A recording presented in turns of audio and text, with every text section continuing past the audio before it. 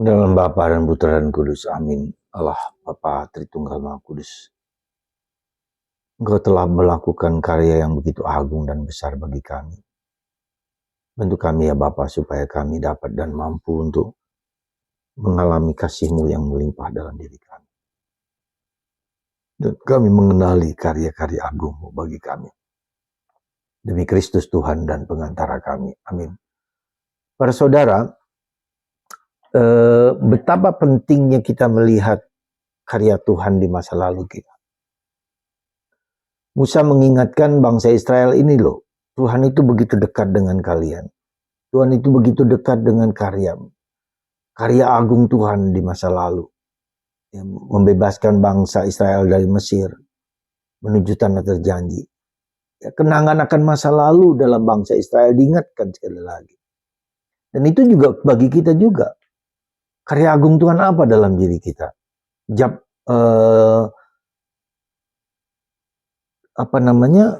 Karya besar apa?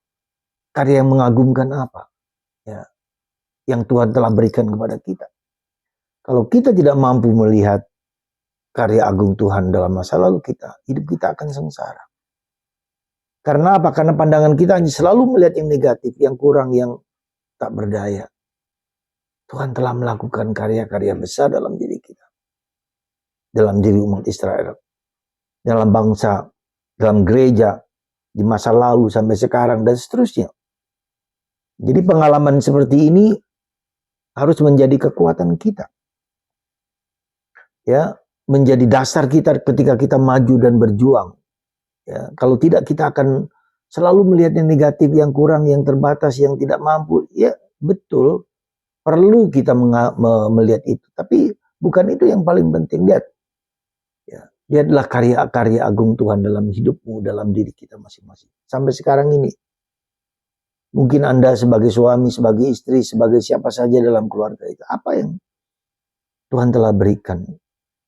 Dan ini menjadi dasar untuk kita maju ke depan.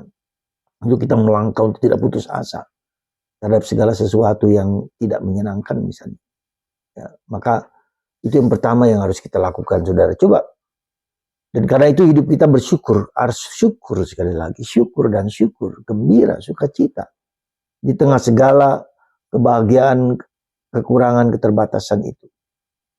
Semoga Anda dan saya sungguh selalu mencari yang indah. Maka kalau kita lihat anamnesa itu, kenangan akan masa lalu, harus membawa kita kepada kenangan yang akan datang. Dan itu bisa terjadi kemudian.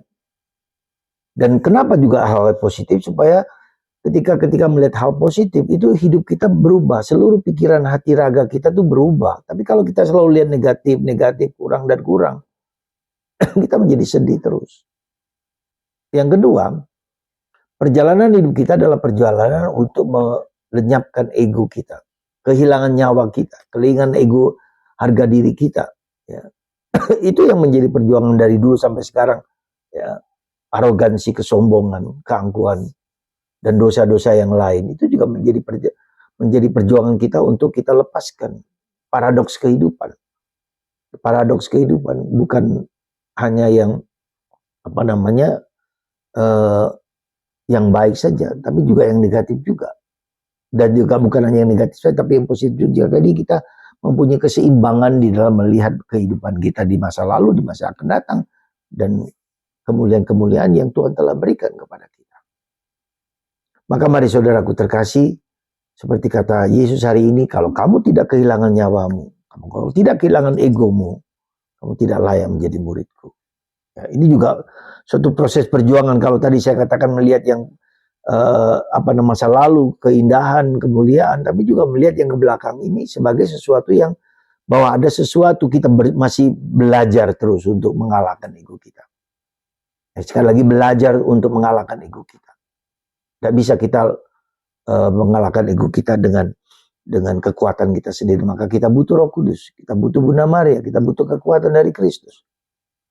Semoga Tuhan mengingatkan kita akan panggilan kita semua untuk bersyukur atas karya-karya agung Tuhan bagi diri kita. Dan yang kedua, supaya kita belajar untuk melepaskan ego-ego kita masing-masing sepanjang perjalanan hidup kita. Ego yang nampaknya baik yang terungkap dalam kehidupan kita, yang nampaknya baik, yang nampaknya indah, tetapi sebetulnya adalah mengurangi makna keegoisan kita. Semoga kita tumbuh menjadi pribadi yang hanya menjalankan kehendak Tuhan, bukan kehendakku sendiri. Semoga Tuhan memberkati kita, melindungi kita, menjaga kita untuk terus melakukan kehendak Tuhan di atas segala sesuatu. Kehendak Tuhan adalah makananku, kata Yesus. Bapa, Putra, dan Roh Kudus. Amin.